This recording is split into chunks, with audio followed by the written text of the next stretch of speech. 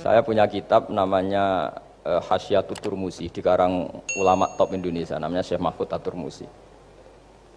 Itu beliau cerita, Imam Al-Amudi itu ulama top, tapi dia itu unik, tiap ngajar santrinya itu ngajar matematika, ngajar ilmu eksak. Terus ditanya, sampai muridnya itu ragu, ini guruku masuk surga enggak, ini kiai kok hanya ngajar matematika. Ya kira-kira ngajar, ya seperti mahasiswa jenengan kan, ini rektor masuk surga enggak, ngomong teknik terus gitu loh. Tapi gurunya kayaknya enggak terima, diudhoni santrinya itu enggak terima, karena beliau seorang wali. Murid-muridnya itu bermimpi. Ini penting saya ceritakan, mungkin agak aneh di dunia kampus ya, di bab ini. Kalau dalam teori kita, Pak On itu, mimpi sama nyata, melihat itu otoritatif mimpi. Ini yang agak aneh di ilmu pesantren. Jadi melihat jenengan langsung dengan mimpi itu otoritatif mimpi. Karena mimpi, ru'yal mukmin dijamin oleh Rasulullah sama dengan 46 juz'un minan nubuwah. Jadi persennya itu besar sekali, 46% dari juz'un minan nubuwah, otoritatifnya. Nah tentu tidur yang benar. Logikanya gini, kata-kata kitab-kitab menjelaskan. Orang kalau melihat langsung itu pasti terpengaruhi oleh cinta atau tidak cinta, senang atau tidak senang, sedang butuh apa enggak. Jadi kalau saya sedang butuh dengan Pak Rektor itu melihatnya dengan penuh harapan. Jadi kalau saya sakit mau mati itu senang lihat dokter karena ini harapan, Rektor nggak ngefek gitu kan gitu. Tapi kalau saya politikus ngelihat ketua partai itu lebih respect ketimbang melihat dokter. Jadi gara-gara banyak kepentingan ini melihat itu nggak pernah jujur gitu. Nggak pernah jujur. Jadi kebodohan manusia justru karena melihat itu kalau dalam teori kita. Makanya kalau dalam teori pesantren itu kebalik, anna sunyamun wa idza matu intabahu. Manusia itu hakikatnya tidur, baru setelah mati bangun. Misalnya kita di dunia nganggap uang itu penting, harta itu penting, jabatan penting. Setelah kita mati ternyata yang paling penting itu hanya sujud. Karena kamu itu kenangan ketemu Allah terbaik itu sujud. Yang kita anggap penting di dunia semuanya tidak penting. Yang kita anggap sepele kayak sholat ternyata itu super penting. Tapi sadar itu nunggu nanti di akhirat. Ya, saya ini termasuk syukur yang sadar sebelum sampai akhirat. Jadi termasuk orang yang beruntung lah gitu. Nah, kenapa mimpi itu begitu penting? Karena tadi ketika orang tidur itu off semua, sistem sarafnya, sistem apanya. Yang ada hanya pengendalian Tuhan. Karena dia tidak bisa mengendalikan dirinya sendiri. Apalagi kalau tidurnya benar ya tentu pakai wudhu, terus pakai doa-doa, terus menghadap kayak mayit itulah, standar mayit itu menghadap ke kiblat kayak posisi mayit itu. Sehingga dia ada intervensi pada dirinya sendiri, ya tidak punya keinginan dari dirinya sendiri. Kamu kan nggak bisa ingin, wah tidur ingin ketemu wanita cantik kan tidak bisa nentukan gitu. Akhirnya ya benar-benar hanya milik Allah. Apalagi kalau kita bacanya benar, terus pikirannya benar. Makanya uniknya dalam Islam adalah doa mau tidur dengan wiridan setelah sholat itu ajarannya Nabi banyak mau tidur. Wiridan subhanallah 33, alhamdulillah 33, Allahu akbar 33 dan disempurnakan seterusnya itu ijazah Nabi kepada Sayyidah Fatimah itu untuk mau apa? Tidur. Bismika wada'tu jambi wa bismika arfa'u, sampai doanya panjang. Allahumma aljatu zuhri ilaika, panjang sekali doa mau tidur. Saya yakin jenengan ndak hafal ndak. Paling ya bismika wada'tu jambi apa? Bismika Allahumma ahyawamu. Itu sebagian ustaz bilang itu doa ngaji katanya.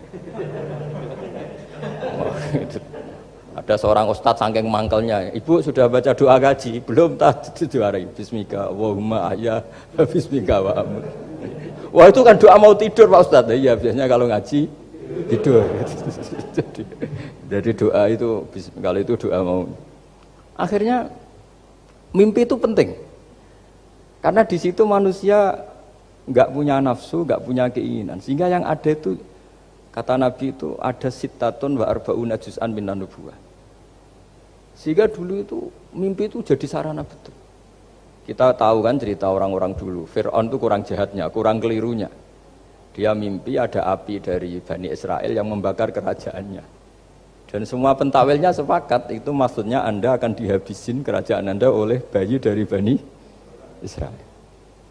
Begitu juga raja zaman Nabi Yusuf itu mimpi kalau ngalami ada 7 sapi yang gendut dimakan oleh 7 sapi yang kurus.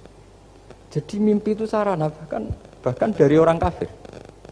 Karena Ya tadi yang preman ya nggak ada premannya, yang soleh ya nggak ada solehnya, semua dikendalikan oleh Allah Ta'ala pas tidur. Sehingga tidur ini menurut agama lebih otoritatif, asal dengan tidur yang benar. Jangan tidur sambil ngerokok terus terbangun karena ininya kena itu. Nah, cerita-cerita unik begini kalau tidak orang pesantren itu tidak tahu.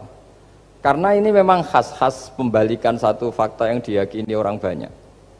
Sehingga ulama dulu itu cerita, ini saya teruskan. Imam Amudi itu akhirnya murid-muridnya mimpi. Mimpi di situ tanya, Pak Ustadz, Anda masuk surga enggak ketika hidupnya hanya nerangkan matematika? Oh iya, saya bahkan enggak sekedar di surga. Malaikat dikumpulin Allah untuk mendengarkan presentasi saya ngajar matematika. Jadi kata dia cerita, Allah bilang gini ke malaikat, hei para malaikatku, kenapa kamu iman sama saya? Ya karena saya melihat engkau ya Allah, melihat kekuasaan engkau. Tapi imannya orang ini itu melebihi iman kamu.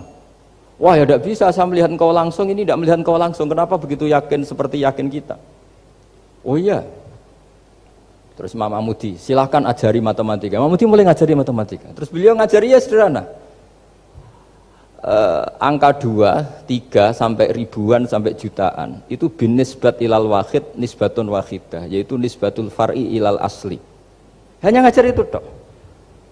Dunia ini apapun banyaknya variannya, apapun banyak makhluknya, itu semuanya adalah nisbatul far'i ilal asli. Angka 2 ya cabangnya 1, 1 juta ya cabangnya 1, semua itu dimulai dari 1.